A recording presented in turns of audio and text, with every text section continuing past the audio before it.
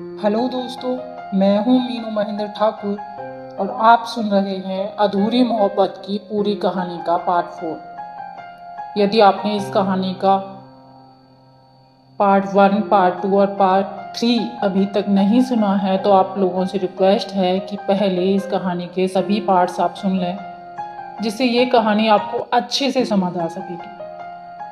कहानी के सभी पार्ट्स का लिंक मैं डिस्क्रिप्शन बॉक्स में दे दूंगी, वहां जाकर आप कहानी सुन सकते हैं या फिर मेरे चैनल पर भी विजिट करके आप कहानी सुन सकते हैं। तो चलिए आगे की कहानी शुरू करते हैं। अभिमन्यु शैलजा के पास रखी चेयर पर बैठ गया। उसे याद आया कि हमेशा ऐसे ही शैलजा उसके जन्मदिन पर केक बनाया करती थी और अभिमन्यु हर साल उसी के साथ अपना बर्थडे सेलिब्रेट करता था। लेकिन आज उसे याद ही नहीं रहा। उसने शैलजा का हाथ अपने हाथों में लिया और धीरे से कहा, आई एम सॉरी मॉम, दोस्तों ने पार्टी रखी थी, बस इसलिए देर हो गई।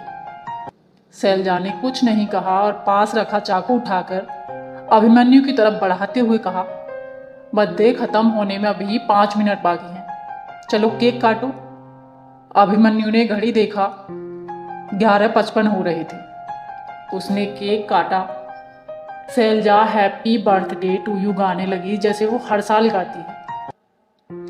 अभिमन्यु ने केक का एक टुकड़ा उठाया और शैलजा को खिलाया। शैलजा ने मुस्कुराते हुए उसे केक खिलाया।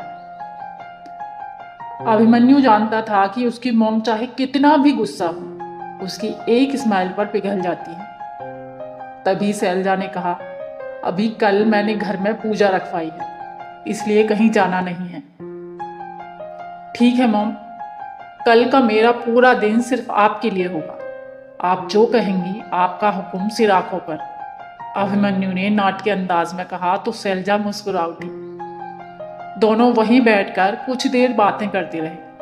फिर शैलजा उठकर जाने लगी। जाते जाते वो अभिमन्यु की तरफ पलटी और कहा, कल पूजा में उसे भी बुला लेना। किसे मॉम? अभिमन्यु ने कहा, वही जो आज सुबह तुम्हें खिड़की से बर्थडे विश करने आई थी। शैलजा ने शरारत से मुस्कुराते हुए कहा, अरे मॉम, वो अभिमन्यु हगलाने लगा। मैं सब जानती हूँ, बुला लो उसे, मैं मिलना चाहती हूँ। गुड नाइट कहकर शैलजा अपने कमरे की तरफ बढ़ गई। अभिमन्यु के गाल ब्लश करने लगे। वो उठा और अपने कमरे में आकर सालू को फोन लगाया। हेलो अभिमन्यु, क्या हुआ, इतनी रात को फोन किया है? सब ठीक तो है ना? सालू ने चिंता जताते हुए पूछा। हाँ सब ठीक है। अच्छा सुनो, मुझे तुम्हें कुछ बताना है, अभिमन्यु ने कहा। उसकी आवाज में खुशी साफ झलक रही थी। हाँ बताओ ना, सालू ने एक्साइटेड होकर पूछा। कल मॉम ने घर में पूजा रखवाई है और उन्होंने तुम्हें भी आने को कहा है। अभिमन्यु ने भी उसी एक्साइटमेंट में बताया। क्या? सच्ची?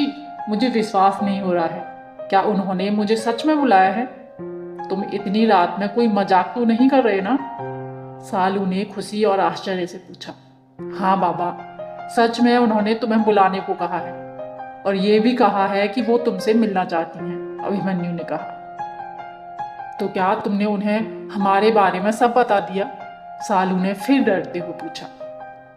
मैंने उन्हें कुछ नहीं बताया, वो तो तुम्हारी ही मेहरबानी से उन्होंने आज तुम्हें देख लिया था जब तुम खिड़की पर आई थी, अभिमन्यु ने कहा। इसका मतलब उन्होंने सुबह मुझे देख लिया था?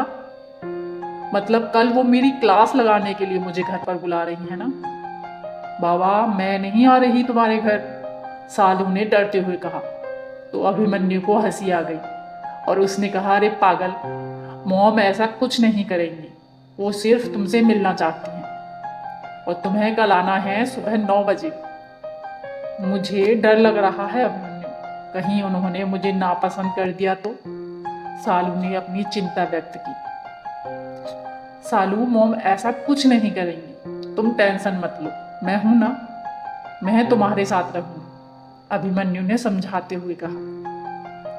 अभिमन्यु की बात सुनकर सालू को थोड़ी तसल्ली मिली तो उसने कहा, तुम बताओ ना, उनका दिल जीतने के लिए मुझे क्या करना चाहिए? सालू की बात सुनकर अभिमन्यु को शरारत सूझी और उसने कहा, वो सब मैं थोड़ी देर में मैसेज करके बता दूंगा। और सुनो, कल आना ही है, नहीं आई तो मॉम को बुरा लगेगा और हो सकता है इसके बाद वो तुम्हें सच में रिजेक्ट कर दें। अभिमन्यु की बात सुनकर सालू थोड़ा डर गई। उसने धीरे से कहा, नहीं, मैं वक्त पर पहुंच जाऊंगी। अभिमन्यु ने मुश्किल से अपनी हंसी रोकी और कहा, ठीक है, अभी मैं फोन रखता हूं और तुम्हें मैसेज करता हूं। Love you too, good night, Salu ने कहा और फोन काट दिया। उसे नींद नहीं आ रही थी। वो हाथ में फोन पकड़े कमरे में इधर उधर घूमने लगी और अभिमन्यु के मैसेज का इंतजार करने लगी। 10 मिनट बाद अभिमन्यु का मैसेज आया। सालू जल्दी से आकर बेड पर बैठ गई। उसने मैसेज ओपन किया, जिसे पढ़कर सालू फोन साइड में रखकर अपना चेहरा अपने हाथों में छुपाकर बैठ गई। मैसेज था, मॉम को प्योर इंडियन लड़कियां पसंद हैं, इसलिए उनको इम्प्रेस करने के लिए तुम साड़ी पहन कर आना, आते ही उनके पैर छूना, और सबसे खास बात, उन्हें म्यूजिक बहुत पसंद है, इसलिए आते ही उन्हें उनका फेवरेट गाना जीने के हैं 4 दिन बाकी है बेकार दिन गाना सुना देना, जिससे वो इम्प्रेस हो जाए। आई होप तुम ये सब कर पाओगी। बेचारी साली, जिसने जीन्स टॉप के अलावा कभी कुछ नहीं पहना था, वो ऐसी अचानक साड़ी कैसे पहनेगी? और गाना तो उसने कभी नहीं गाया। सारी रात वो इसी उधेड़ में लगी रही, सोचते सोचते सो गई। उधर अभिमन्यु सालू के बारे में सोच सोच के खूब हंस रहा था। आज से पहले उसने सालू को कभी साड़ी में नहीं देखा था। सोचते सोचते अभिमन्यु भी नींद के आगोश में चला गया। अगली सुबह शैलजा जल्दी उठ गई और घर में पूजा की तैयारियां करने लगी। उसने पंडित जी को भी समय से आने के लिए फोन कर दिया। अभिमन्यु भी तैयार होकर हॉल में आकर शैलजा की मदद करने लगा। शैलजा ने इस पूजा में किसी को नहीं बुलाया था। उसकी खास मेहमान आज सिर्फ सालू ही थी। अभिमन्यु ने सफेद कुर्ता पजामा पहना था। वो बहुत सुंदर लग रहा था। सफेद रंग उसे बचपन से ही बहुत पसंद है। पूजा की सभी तैयारियां हो चुकी थी। शैलजा किचन में प्रसाद बनाने की तैयारी कर रही थी। दूसरी तरफ सालू सुबह 5 बजे ही उठ गई थी और अब तक वो YouTube पर सैकड़ों वीडियोस देख चुकी थी साड़ी कैसे पहने, लेकिन उसे कुछ समझ नहीं आ रहा था। मालिनी ने उसे नाश्ते के लिए पुकारा तो वो बाहर आई और चुपचाप आकर नाश्ता करने लगी। उसे उदास देखकर मालिनी ने पूछा, क्या हुआ बेटा, सुबह से बहुत परेशान दिख रही हो? मम्मी, वो दोस्त के घर आज पूजा है तो वहां जाना है, सालू ने धीरे से कहा। हाँ, तो इसमें परेशान होने की क्या बात है बेटा, चली जाना, मालिनी ने मुस्कुराते हुए कहा। वो बात नहीं है मम्मा, पूजा में सबको साड़ी पहनकर जाना है और मुझे साड़ी पहनना नहीं आता, सालू ने इतनी मासूमियत से कहा कि मालिनी हंसने लगी और कहा, बस इतनी सी बात से तुम इतना परेशान हो? मैं हूं ना, मैं पहना दूंगी, बताओ कब जाना है? सालू का चेहरा खुशी से खिल उठा। उसने कहा 9 बजे जाना है। ठीक है, तुम नाश्ता करके मेरे रूम में आकर साड़ी निकालो, मैं किचन से थोड़ा काम निपटा कर आती हूँ, मालिनी ने कहा और किचन की तरफ बढ़ गई। सुबह भी वहां बैठा नाश्ता कर रहा था। उसने नाश्ता किया और बैग उठाकर स्कूल जाने के लिए निकल गया। नाश्ता करने के बाद सालू अपनी माँ के कमरे में गई और अलमारी खोलकर साड़ियाँ देखने लगी। उसे एक हल्के गुलाबी रंग की साड़ी पसंद आई। उसने उसे निकाला और मैचिंग ब्लाउज भी निकाल कर रख लिया और मालिनी का इंतजार करने लगी। घड़ी में 8 बज रहे थे। मालिनी कमरे में आई और सालू को साड़ी पहनाई। उसके लंबे बालों की 2 लटें ली और उसमें क्लिप लगाकर सेट कर दिया। सालू बहुत खूबसूरत लग रही थी। उसने पर्स उठाया और घर से निकल गई। तय समय पर वह अभिमन्यु के घर पहुंच गई। उसका दिल तेजी से धड़क रहा था। उसने कांपते हाथों से डोरबेल बजाई। दरवाजा अभिमन्यु ने खोला था। जब उसने सालू को साड़ी में देखा तो बस देखता ही रह गया। पहली बार उसने सालू को साड़ी में देखा था। वो सच में बहुत खूबसूरत लग रही थी।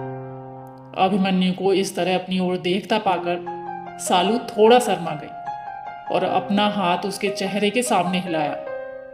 अभिमन्यु ऐसे चौंका जैसे किसी सपने से बाहर आया हो। वह सालू को लेकर अंदर हॉल में आया। शैलजा हॉल में ही खड़ी फोन पर किसी से बात कर रही थी। अभिमन्यु ने कहा, मोम। शैलजा पलटी, उसने सालू को देखा। शैलजा की आंखें सालू के चेहरे पे जम सी गईं, पर सालू की नीली आंखों ने शैलजा को परेशानी में डाल दिया। कुछ बहुत पुरानी यादें अचानक से उसकी आंखों के सामने से गुजर गई। सालू सच्चाई सी शैलजा की तरफ देख रही थी। अभिमन्यु ने इशारा किया तो सालू ने आगे बढ़कर शैलजा के पैर छुए। शैलजा ने अभिमन्यु की तरफ देखा तो उसने अपने कंधे उचका दिए और ऐसे रिएक्ट किया जैसे वो कुछ जानता ही नहीं था। शैलजा ने सालू को आशीर्वाद दिया। शैलजा ने सालू और अभिमन्यु की तरफ देखते हुए कहा, शुरू करें। अभिमन्यु ने हाँ में गर्दन हिला दी। सालू ने समझा शैलजा शायद उसे गाना गाने के लिए कह रही हैं। उसने अपने धड़कते दिल को काबू में किया और गाना शुरू कर दिया। जीने के हैं 4 दिन, बाकी हैं बेकार दिन। शैलजा भौचक्की सी उसका गाना सुनती रही। उसे कुछ समझ नहीं आ रहा था कि सालू ऐसा गाना क्यों गा रही है। अभिमन्यु अपनी हंसी को रोके खड़ा था। सालू ने गाना बंद कर दिया। शैलजा ने अभिमन्यु की तरफ देखा और दोनों एक दूसरे को देखकर जोर जोर से हंसने लगे। सालू मासूमियत से दोनों को हंसते हुए देखती रही। मंदिर की तरफ खड़े पंडित जी भी मुस्कुराने लगे। शैलजा और अभिमन्यु का हंस हंस कर बुरा हाल था। उन्हें इस तरह हंसता देखकर सालू की आंखों में नमी तैर गई। शैलजा और अभिमन्यु ने अपनी हंसी को कंट्रोल किया। शालू ने मासूमियत से पूछा, क्या हुआ आंटी, मैंने अच्छा नहीं गाया क्या? सालू की बात सुनकर अभिमन्यु फिर हंसने लगा। उसे हंसता देखकर सालू की आंखों से आंसू बहकर उसके गाल पर आ गए।